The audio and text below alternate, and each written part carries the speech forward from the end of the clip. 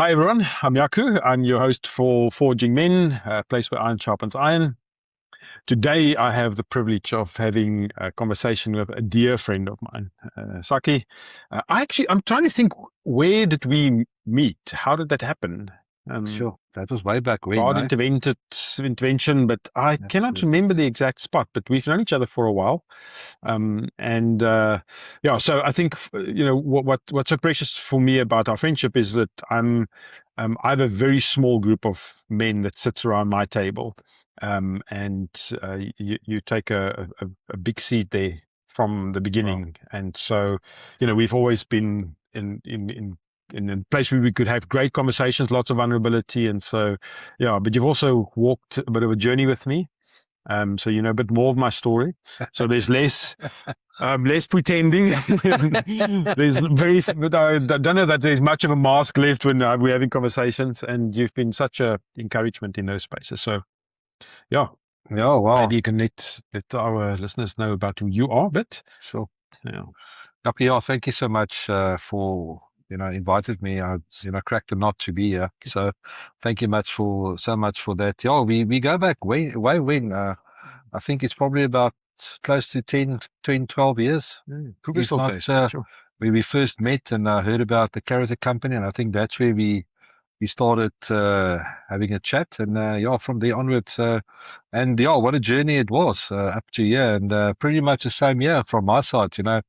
Us men has got a couple of people around our table, and in saying that, there's some, if I can call it that, some people that's got a big influence on your life, which you give a seat at your table, and you are one of those people as well from my side as well. So as we always, iron sharpens iron, eh? Yeah. And normally the sparks always fly Yeah. when that happens. Yeah. So thank you so much, yeah, for the invite. That's an interesting way to look at it, because I think often, we use the idea, but the picture. So I'm a pictures person. So for me, that whole the iron sharpens iron has got great significance, because Yes. I think firstly, men do not understand that we're in a battle. Yes. We don't see ourselves as warriors. Yeah. And if you go back to the whole idea of what happens with swords, and how that get chipped in battle, and how you sharpen that again, and how you work out those little kinks and stuff. And that's not a process that is without sparks and without friction. Yes. And yet that's what make it sharp again. Yes. And because it's healthy friction. And for us as men, that is such an important space. And then also coming back to, I often refer to who the guys that sits at your table. And it's the table is not a boardroom table. It's not 20 seats. It's typically 4 or 5 seats with the guys that you surround yourself with, to whom you can be vulnerable, accountable, and commit. So that commitment part is, I want to commit to make a commitment to be the best version of myself. Sure. And I can do that because I'm being held accountable by these group of men. And these are men that I trust. It's a safe space. These are not men that are going to say yes to everything in my life. They will call me out if necessary, and we don't like that. So it's with great intent that we do that. So I really want to talk a little bit about that, but I want to talk about the responsibility we have when it comes to inviting men into those spaces. Now, I think there are two different ways. The one is, for that small group of men, it's a very deliberate, a very intentional process with regards to a very carefully selected space. And that's difficult for us. It's hard. I mean, for me, this is new, newish. I've been wanting it for a while. I've known about it for a while. It's been very difficult, and it's kind of a conversation almost. It's like, listen, this is the space, and I want to invite you to sit around this table. This is what this table looks like. First of all, it's rough. It's full of scratches. That's maybe blood or red wine. I'm not sure what that stain is, but hey, Something's happening. yeah, your stuff has happened here. Are you prepared to, so it's one of those places, because it's such an intimate space for men, and we need it. Of so few men that I know actually have that. So I count it as great privilege, but it's a very intentional space. And the other one is to create environments where we invite men into conversations. Yes. And that could be bigger groups, and maybe it's not as maybe not so, I want to say, intimate as those who sit at your table kind of group. but also very needed. Maybe that's where it starts, because the more we get to spread the message, because I can't have 20 people around my table, No, but can't. I can be at someone else's table. You know, and so I think that's so important. So it's almost like, you know, let's create a movement here. Let's create a movement where men start having that. Yeah. And so one of the things I was introduced to very early on was Fight Club. Yes. Now, I know that like most people will, there's a huge part of the people that will listen to this generation that would perhaps not know what Fight Club is. And I know the first rule of Fight Club is going to talk about Fight Club, which we are going to break immediately. But I want to talk about that because it's an initiative that you started. Yes. And it's just been, what a journey that has been, even, you know, for the times I've been part of it. And so I want to ask you to tell me a little bit more about that and the idea around it, where it started. So, I'll definitely tell you, and it's a story that's really on my heart. And you know, I always say God had a big sense of humor when He called me and said, "Listen, we need to start something for men." And so myself, I'm an ordinary guy. Not much to me. I'm an insurance specialist doing insurance, and a passion for God, a radical follower of Jesus. And I try and through what I do every day also to encourage other men. So in 2020, Jaco, just to get back to the Fight Club, God has laid on my heart and say, listen, start up and it's in the midst of COVID. Start a group for men. And I say, God, but listen, I'm not qualified to do this. I mean, you know, it's not. I mean, I'm probably the most unqualified person that. And he said, you just start it. And it came in a dream. Some people call it a vision, where God showed me. I was sitting on like a pavilion. What do you call it? What's the correct word for a pavilion? stage, no, bigger than a stage. It's but for Stadium. And you know, all these Roman soldiers was walking past, and the one turned to me and he said, "The fight has begun." And I thought to myself, wow, you know, and immediately I was awakened and I thought, I know this is like a calling. I mean, what does God want me to do? And then the name Fight Club came up because we need to fight. And you rightfully say so. Each and every day it's a fight that we fight for us, for our marriages, we fight for our kids, we fight for fellow brothers. And there's a reason why we do that. And it all begins with we accept that we are priests of our houses. Number one. Number two is then accountability plays a big role, because now the accountability starts. And you know, normally us men, we are very scared to take on a task, but at the same time to be accountable for that. Yeah.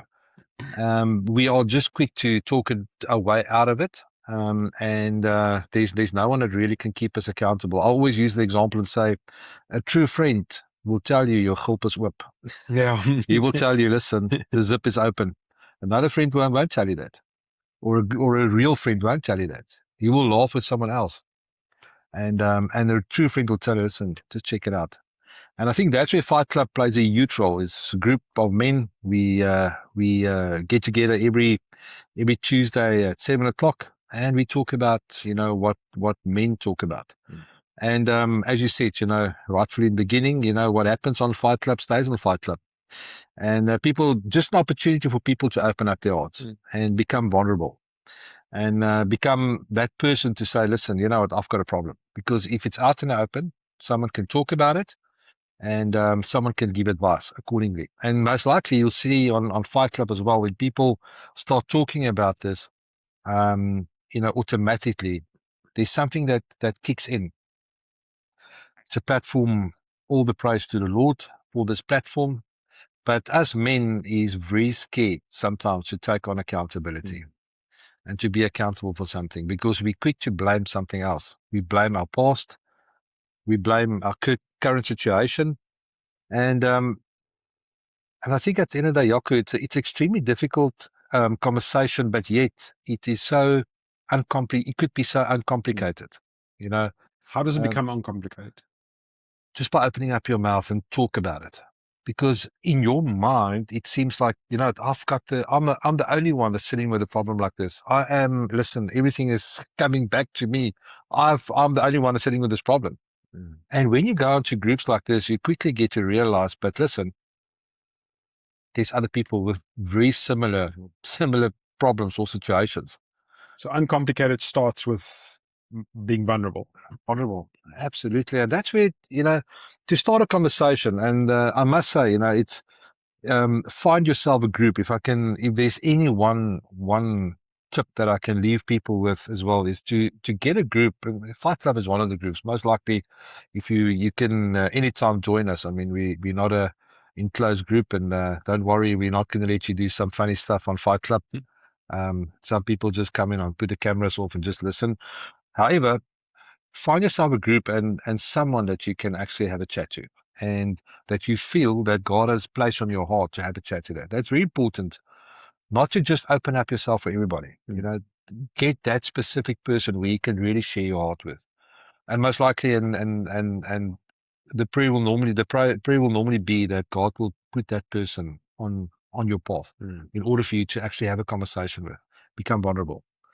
From the Bible times, and I mean, there was always a group of men, breaking bread and having a conversation, and where they actually learned from each other. It's not something new. It started off, but we as men have started to think that, listen, we can do these things on our own. We can really get it. I mean, we have done some successful businessmen, that's a really successful thing. They can do it on their own, and it's not normally like that. Why do you think we so easily resort to I'm fine on my own? I think it's fear. I think it's fear, because that brings us to the next thing, is accountability. And in one big thing is pride. As men, that's probably the biggest downfall. But I can't tell them that I'm struggling with pornography because they're going to judge me. Yeah. I can't tell them that I've got a relationship with my secretary because they're going to judge me. I can't tell them that, I've got a problem with anger because they're going to judge me. And I think it's fear. It's we're scared of sharing these things and opening up our hearts because of fear. And obviously through fear, it's pride. Yeah. It's almost like there's different layers to this. But it seems, because it's strange, because the fear of doing stuff alone means that I actually would really like to surround myself with people to do stuff with. And yet, if I do that, it means that people are perhaps going to see my true colors. And so then I've got that fear. So that fear is bigger than trying to do it on my own. Yeah. And so I think in that sense, we've really dismantled the whole sense of community. Yes. And then you find different layers. I see that with Men Around the Fire, where we get men together in conversations around the fire, very practical. And it's hard enough to get into the space of vulnerability, but it pales in comparison to the next step to get men to be accountable. Yes.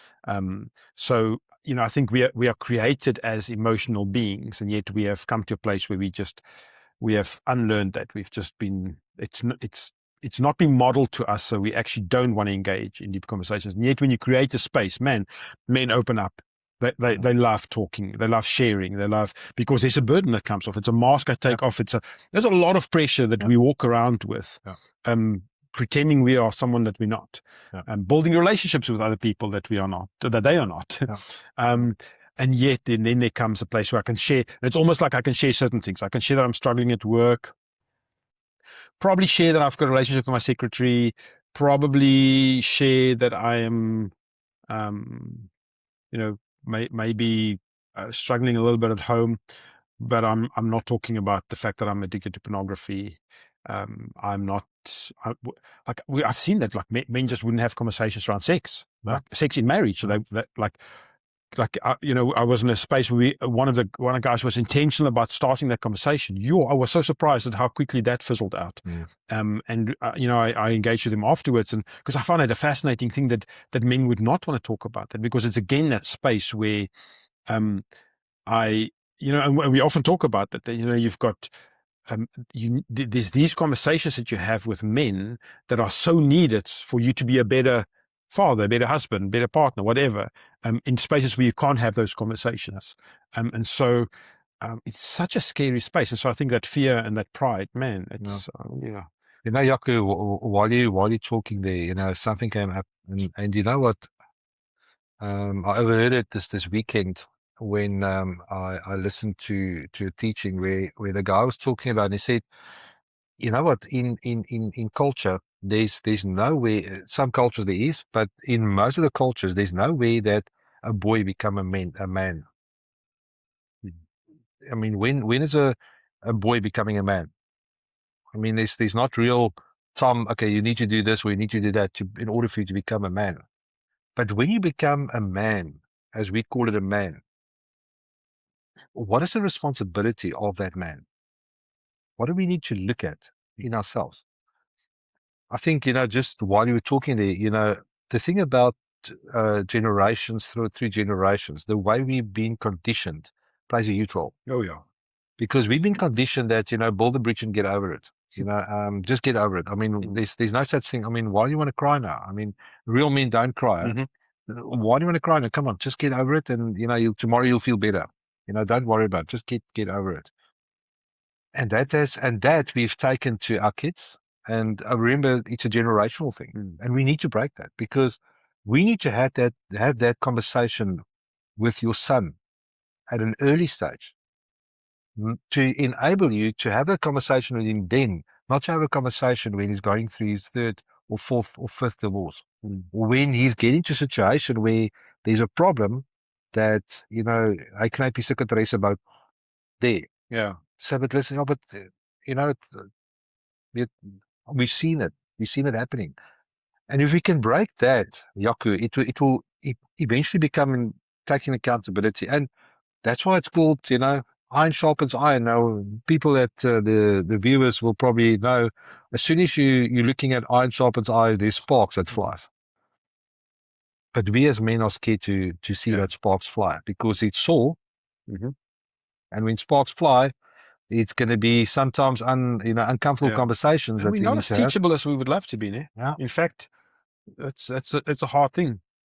Yeah. And I wonder where that comes in, because it's like I need it. I mean, I cover these blind spots, and for you to be able to point that out to me, and I think in the small who sits at my, you know, the people around my table, it should be a space where I understand that these guys have got, like when you point out something, I know that you love me and you've got the best intention for me. So it's not criticism. When a guy walks off the street and starts pointing fingers, that's criticism. And then rightfully you can go like, I don't know you and you don't know my story. So like your criticism, I don't need to take. But in that small space where there's the vulnerability, you know, the story, there's accountability, that should be a space where I'm open to that. And we are so scared of that.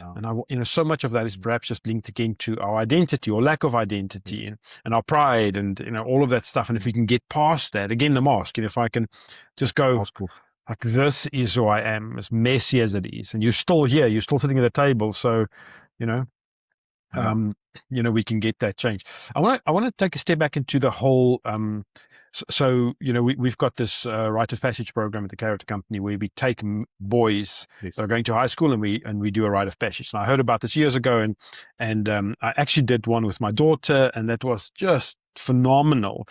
And I mean, we've done for many years in a row now. We've done this, and I always, when I'm there and we do the ceremony with the boys, there's part of me that are like, my heart wants to burst with pride of these young men, but there's also part of my heart that is so aching for that validation that we are now giving.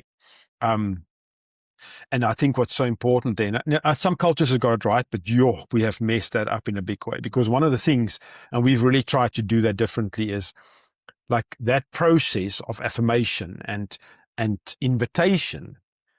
Is what it is. Like we're affirming who you are. We're affirming what we see in you as what you can grow into. Here are the tools to do it. And now we're inviting you into the journey, which is what all of us as men need. So many of it is, you know, there's a certain ritual and you're going to go through it, and now you're a man, and that's it. And suddenly you go from a boy you've just been a wonderful, carefree, enjoying being a boy, and suddenly now you're told you're a man, No. and it comes with certain perks, with no accountability, no control over it, and a lot of young men has gone off a terrible road on that, Yeah. and a lot of people have been hurt by that process, because again, we are not finding ourselves in the spaces where we are intentional about the accountability part of this. And that's exactly, the rite of passage. Is what I was talking about, hitting the nail on the head there. That conversation need to be had with the boy at that stage where he is, young, and that conversation need to, because like you just say, as soon as you have that conversation, something happens. The seed has been planted. But some boys never ever have the opportunity of having that conversation. Yeah. And that makes it difficult, because for them to become men, they need to have a conversation. Yeah. Someone guiding them, someone assisting them, helping them, but merely also keeping them accountable for that. So many of us have just grown up without that. Yeah. So again, 100% right. it comes back to that, like, how do I know what I don't know? And so if we don't have a space where I am engaged in conversation with other men, or other men reach out to me to guide me through that, like, how would I know to do this differently? And then it becomes messy from there on. Jaco, that's why I love this Men Around the Fire. I love the initiative for Character Company, because we are addressing the problem right there where it is. Yeah. We're addressing the problem right there where it is. And these conversations need to happen more often. Yes. And more openly. Because in 1 Corinthians, it explains it very, very well. And, you just talking about it just now, is to say that we need to stand steadfast. And whenever we do, we need to do it in love. So when I love a brother, like I love you, I will try and help you as far as I can, but I'm also going to need to be very firm in saying to you, hey, listen, just be careful, or just look at this, or look at that. And then I will accept that in love, because you are saying it with love. Yeah. But where people get hurt is because they're getting the wrong people to do inspraak, to speak into their life, and they get hurt by that because there's no love. There's a difference between saying something in love and trying to assist and help, because you're speaking from the heart and you really, really want to help this person or this man in this instance. And that's where love will oversee all of it. And it's good to give a guy like a hug, man. Oh, yeah, it's we always talk good, for it, man. yeah. And to tell him, listen, I love you, man. I really love you. So it comes back to the motives. I think when I speak into your life, it needs to be firstly on a basis, on the foundation of my value system. And I've often said this, like, one of my, the 2 core values, 2 of the 5 core values of my life work very closely together there. And that is honesty and kindness. Like if I can't be honest with you from a foundation of kindness, I'm actually just a bully. And we need a lot less of that. Yeah. And so there needs to be a strong value system, but there also needs to be like, I'm not telling you this so I can get something out of it. I'm not sharing this with you so that you can do better, so I can have a reward from it. Yeah. Or even be seen that I've taken part of your success. It honestly just needs to be a place of, man, we're sharing this space, and I'm at this small table, and we're intimate in these conversations, and I want to see what's best. And for that reason, and it's like, this is the one thing that really troubles me about the lack of accountability, because I see this in so many places where it's almost like, there's men involved in spaces, but then one of us are, having an affair with the secretary. Yeah. One of us is, taking bribes on the table. One of us is behaving so out of character of that person, out of character of what masculinity should stand for, out of character of what our group is, and we are going, we're just not talking about that. We kind of turn a blind eye to it, and that has become so much of what our society has become. As just, and I think at the foundation of this, actually, for me, just comes back to accountability. We're not teaching it because we're not practicing it. We don't understand it, and also the whole thing about our pride. And I think that affects us because in that space, I would also not invite people into, because I think if I invited it's sometimes it's been hard to tell my story to you because it's felt so messy. Yeah. And I'm obviously, I'm scared. Like there were times I was like, yes, if I tell you this, what will you think of me? What if you walk out of this? Yeah. Because this is very messy. And so, and to be able to have a space where I can get the advice, and it's not always been, oh no, it's okay. There's been hard advice in this that has been corrective in a way. Yeah. And I think if we can get to a place where we understand that better, but be that, because in a way, like I have a responsibility to be that. And if I can do it in all the best ways, I don't carry the responsibility for what you're going to do with it. Yeah. And if you are truly engaged and intentional about this, then you will be receptive to it, even if it starts with, I don't like what you're saying right now. Yeah. It's hard for me to hear. Yeah. And I don't know what to do with it. And that comes back to the vulnerability, because vulnerability just means I don't have to pretend. Like I'm having an emotion and like, oh, what am I going to do with this emotion right now? And it's actually, let me explain my emotion to you so that you understand where I am. It's like, I'm having this feeling. I don't want to feel like this, but I'm feeling it. And so, the freedom that comes with that. I think that's at the end of the day. I don't think, I think that's, if you join Fight Club and you listen to some testimonies, the real freedom comes in that person delivering the testimony. Yeah. Other people will hear it, but his freedom is by putting it out there and say, listen, this is who I am. And every single time when you speak about this, and it's out in the open, and it's out in the light, in an environment that, is conducive. Obviously, not just blurring it out to everybody, because like you just say, depending on what people is going to do with it. Yeah. And that's why, when you pray to ask God that, whatever this testimony is going to give, let it fall on real good ground in order to plant seeds. And I think not just because you want to deliver a testimony, but also you want to change someone else's life and say, listen, it is not that bad. This is what happened to me, but you know what? This is what can. A perfect example in the Bible is David. I heard a story that they say, David wouldn't even had to, or couldn't in today's day and terms, he wouldn't even had to, or will be able to actually read his Psalms in church because he was disqualified automatically. Yeah. Somebody immediately disqualified. He's done all this. His resume is not, you won't even. And yet, in Hebrews, God says, that's a man very close to my heart. Yeah. He knew how to repent. He knew how to repent. However, by saying that, there was an accountability that went with it. And say, listen, you know what? I messed up. What? And then someone will come, and with God, in as the middle point of a relationship, this will automatically come to light, and He will give you the way out. But you need to start talking about it. And masculinity, it's a big word, which most of us don't really know what it really means. And when we need to apply it, it's always like, I don't know, where does this, what does a real man look like? A real man, is that the man with, not to say people that hunt is bad, but is that a real man? Is that a man that drinks, on weekends, swears at his wife? Is that a real man?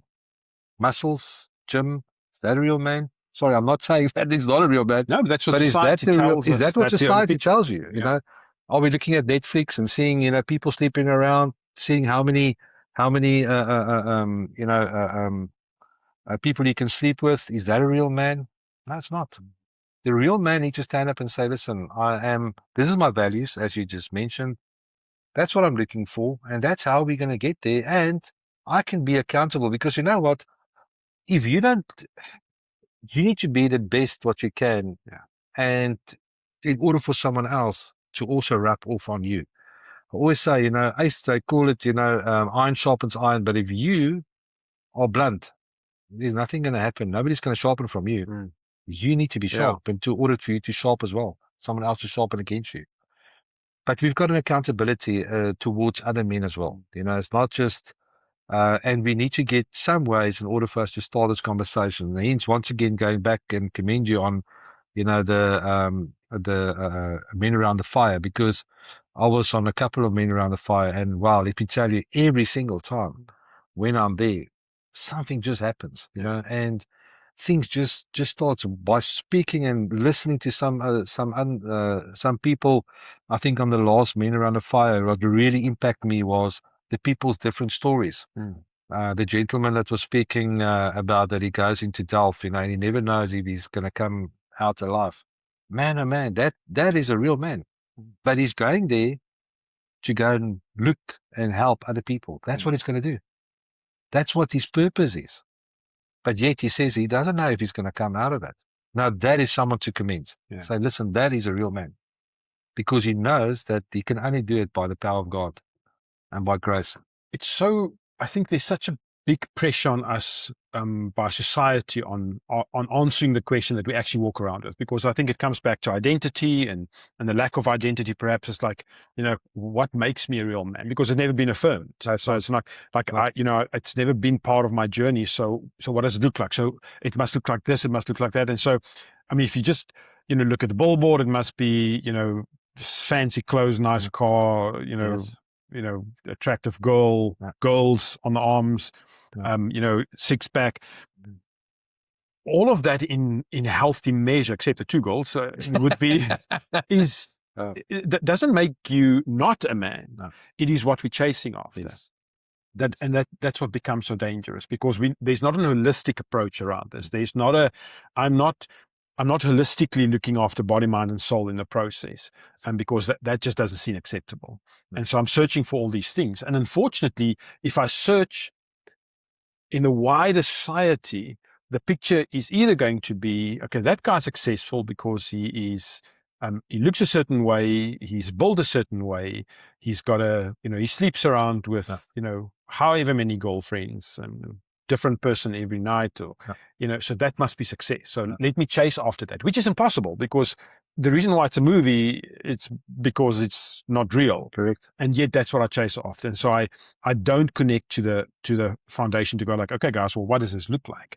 And so I think part of this is a big responsibility around, when we get even the smallest glimpse of this, to chase after it, and search and fight for those spaces where we can understand more about it, but then also the responsibility to create spaces and get men into it.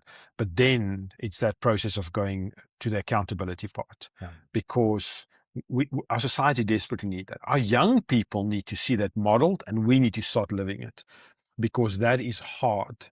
And it is, because I look at what goes on in our society, and I'm thinking, man, if you own up to the mistake you've made, I mean, that will, I will have such respect for it, versus trying to justify what you've done, which is such a cowardly approach. And what you're doing by that is you're using the success that you got out of that cowardly act as an advertising tool for the next generation to look at. But I want that. I want the end product. So the means to get to that end product must be, because that's where my identity lies. It's, I think we can probably speak for another 6 hours, because it's such a passionate thing for me as well. And I mean, you know the stats as well, for men that, is actually taking their own lives because of a lack of identity. And obviously, a whole lot of problems that just got too big. They couldn't, or and I think that was the responsibility. Me, myself, went through that, in 2021, and someone very close to me. And then I realized on that, what, if you need to create an environment for people to have it, to talk about it, because it needs to come out in the open, because then you can start helping someone and start guiding, and, from there onwards. But people don't speak. They don't talk. And if they don't talk, you're not going to really get there, and say, listen, let's see how we can assist and how we can help. The examples, unfortunately, the examples that's been set in the whole communities at the moment is not the right examples. But yet, what, and that's why it's so important that us as men, fall back on what does God say? What is a real man? What does God say? What is a real man? And you know what, even with our deficiencies, or, brokenness, like I just said right in the beginning, God, when he called me to start up a fight club for men and, spread his word, he had a big sense of humor, because I was out in the world. I was there. I mean, I was that guy that when there was a problem, let's go and solve it by drinking a beer, and then eventually end up, just getting more havoc. Yeah. You don't solve the problem, Create more. create more problems. And but luckily God came into my life and he showed me the way, and he came into my heart. And it's our responsibility to assist other people. Paul talks about it. He says it's a race, Mm. that we all need to complete. Some of us already have been there at the end, and that's already in heaven, and they're waiting for us. And some of us are sitting in the pavilion, and we Yeah. we are, cheering on and come on, let's do it. Jaco, you there? Sakkie, you right there? Come on, come on, and then helping as well, eh? Whenever there's a cramp, Yeah. listen, rub a little bit, and then we carry on again. And that's where we need to make sure that we're all in the race together, but we need to make sure that we all end up at the end and make it to the end, because that's where the ultimate goal Yeah. is to get there to the end. However, what legacy do we leave behind, Jaco? What legacy do we leave behind? I'm privileged to have 2 kids and a beautiful wife. And but you know what?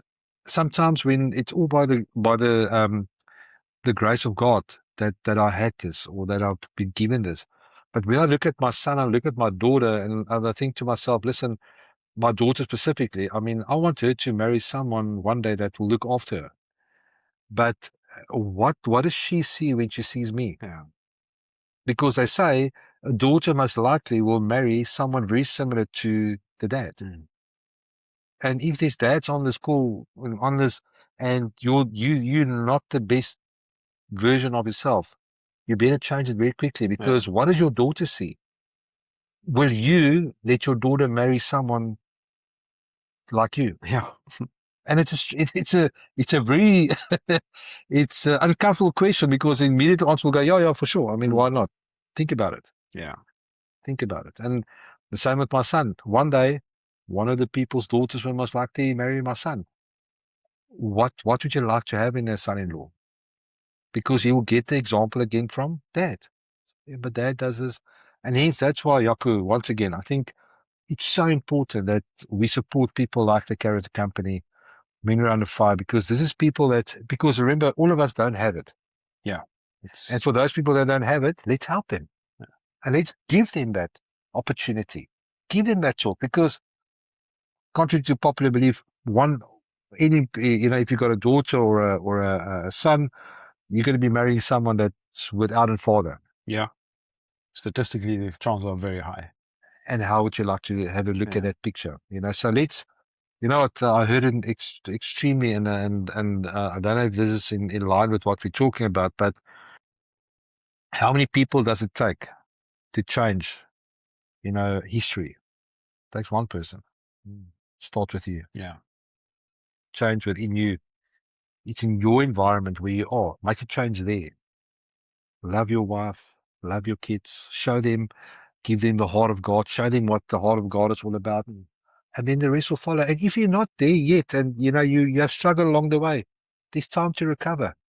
But start with that recovery, and then start building on that recovery, and learn from someone else, and say, listen, but start somewhere, because we are so easy to go back into default, and what's going to really, it takes one person to change. I think sometimes we look at the problem or our lives, and we just think it's just so overwhelming. It's too big. I can't. And I think what we don't realize is nothing stays the same. So even if I don't work at this, then it means it's going to go backwards. It doesn't just stay here. 100% right. And so it is so crucial to do that. So obviously, some closing thoughts from your end. I think what's vitally important is for us as men to understand that we need to surround ourselves with positive male role models. Yes. We need a small group of people that sits at our table, and we need to be engaged in spaces where men are, in wholesome places. We really need to fight for and search for what is healthy masculinity look like, and we share this, and that for me, that's godly masculinity. Yes. What does it look like? And how do we keep on searching for that? How do I do that and not be alone in the process? How aware am I of the danger of the isolation that comes and what it drives, the addictions, the suicides, the stuff like that? and the vital part to be engaged in the smaller group discussions. So that's like Fight Club where I get that connection, and then making the coffee dates. It's like almost, the face to face is where this happens. It's in the smaller discussions. Very important. And so how do we make that happen? And there's steps before that, or there's filters before that, and getting onto getting into online conversations and building stuff is crucial. But at the end of the day, we need that accountability. Yeah. Our society is just falling apart without it. Yeah. And the thing is, we have a responsibility. Yes. We need to find the safe spaces. We need to create the safe spaces because we need it. But man, there's a generation that looks at us and they're going, like, I see what that is. And very few of them will go like, man, I don't want to be like that. And they see because they're searching for the identity that's also not created there. And so they will follow. And that's our biggest challenge in our society. We have created this society either by the way we behave or our lack of involvement. And we need to fix that. Yes. Yeah. Sure. You summed it up very, very nicely there. And my prayer is that really God will show us the way. I think within organizations like yourselves, and that God will bring the right people. And the listeners that's on the school, wherever you're watching from or whatever you're listening, whenever you're listening to this, my prayer is that God will come into your heart and that He will really, really touch you and show you the person that you just said, that the way I should be and the way I should grow into, where I should go to, but also who do I need to surround myself with, and what is that accountable people that whenever you walk away from that conversation, there's something more of God's heart that's been shown. Yeah. Because He's ever so faithful. No matter, and it's the second thing is, and I want to actually close all by this, is to say it's never too late. Yeah. It's never too late to get into a discussion with someone. Your church, your groups, people like visiting the guys from the Character Company, Men Around a Fire. I mean, there's always somewhere that God will give you that help, but we need to just take it and go with it. No, for sure. It's a lot of places. I want to commend you and encourage you. The process of Fight Club is so valuable, and it's really, really amazing. And I think just in closing, I want to just say, if you're listening to this today, and I'm like, for us as men, this is a rough journey, and there's big challenges around isolation. If you're not sure, if you feel stuck, pick up a phone, send a text, whatever, a WhatsApp, but don't get drawn into the space of isolation.